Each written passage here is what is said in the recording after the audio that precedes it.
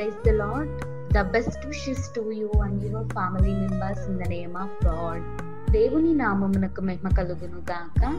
దేవుని నామం పేరిట మీకును మీ కుటుంబ సభ్యులందరికీ శుభాభివందనములు.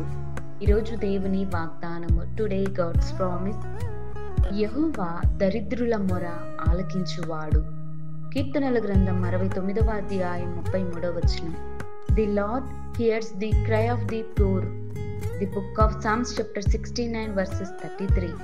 క్రీస్తునందున్న ప్రియమైన సహోదరి సహోదరులారా, చూడండి, ఈ రోజుల్లో చాలామంది మనుషులైనటువంటి వారు చాలామంది దరిద్రులై ఉన్నప్పటికీ కూడా వారి యొక్క మొర ఎలా ఉంటుందంటే వేదనతోనూ రోదనతోనూ, అయ్యో ఎవరైనా విని సహాయం చేస్తారేమో, ఎవరైనా ఆలకిస్తారేమో అని మనుషుల వైపు చూస్తారు. ఎవరైనా ఇస్తారేమో, సహాయం చేస్తారేమో ఆశ కలిగి సహాయం చేస్తారేమో అని వారు ఎదురు చూస్తారండి.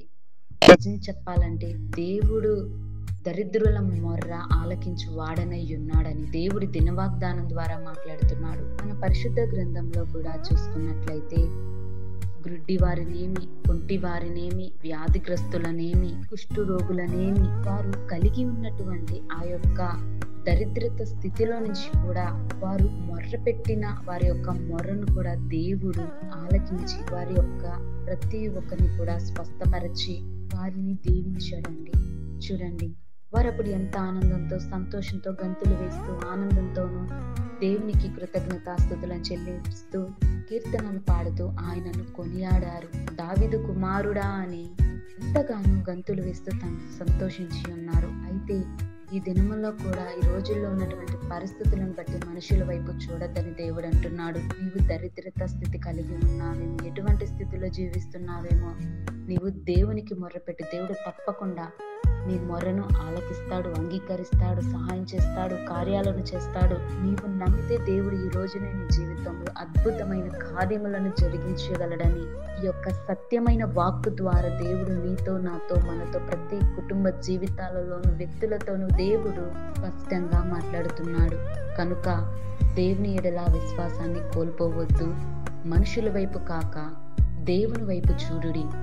ఆయన యొక్క నామాన్ని గణపరుస్తూ ఆయనకు కృతజ్ఞతాస్తుతులను చెల్లిస్తూ ఉన్నట్లయితే దేవుడు తప్పకుండా సంతోషిస్తాడు, ఆనందిస్తాడు. ఆయన కూడా మన పట్ల. కనుక దేవుడి వాక్కును మనందరి జీవితాలలోనూ ప్రతి కుటుంబంలో కూడా దేవుడు నెరవేర్చబడను కాక. ప్రార్థన.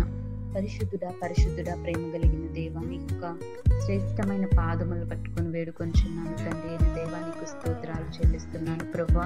ఎందరైతే ప్రభా దరిద్రత స్థితిలో కలిగి ఉన్నారు, లేదా దరిద్రతలో ఉండి ప్రభా నీకు మొర్ర పెడుతున్నారేమో దేవా, ప్రతి ఒక్కరి ప్రార్థన మీరు ఆలకించండి. వారి యొక్క బాధను, వారికి ఉన్నటువంటి ఈ పరిస్థితులను బట్టి దేవా నీకు మొర్ర పెట్టుకుంటున్నారేమో దేవా, సాయం దయచేయండి. ఈ లోకంలో మనుషుల వైపు కాక నీ వైపు తిరిగి నిన్ను ఆశ్రయించి నీకు మొర్ర పెట్టుకునే భాగ్యమును ప్రతి ఒక్కరికి దయచేయండి. ఎందుకంటే నీవు నీతిమంతుడవై ఉన్నావు, నీవు దరిద్రుల మొర ఆలకించిన వాడవై ఉన్నావని నమ్ముతున్నారు దేవ. ప్రతి ఒక్కరి జీవితాలలో దరిద్రత స్థితిలో నుంచి దేవా మంచి స్థితిలో ఉంచి నీ యొక్క నామానికి ఘనత కలిగేలా నీకు స్తుతులు చేరు.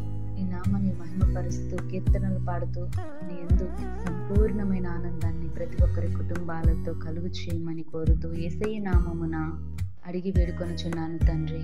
ఆమేన్.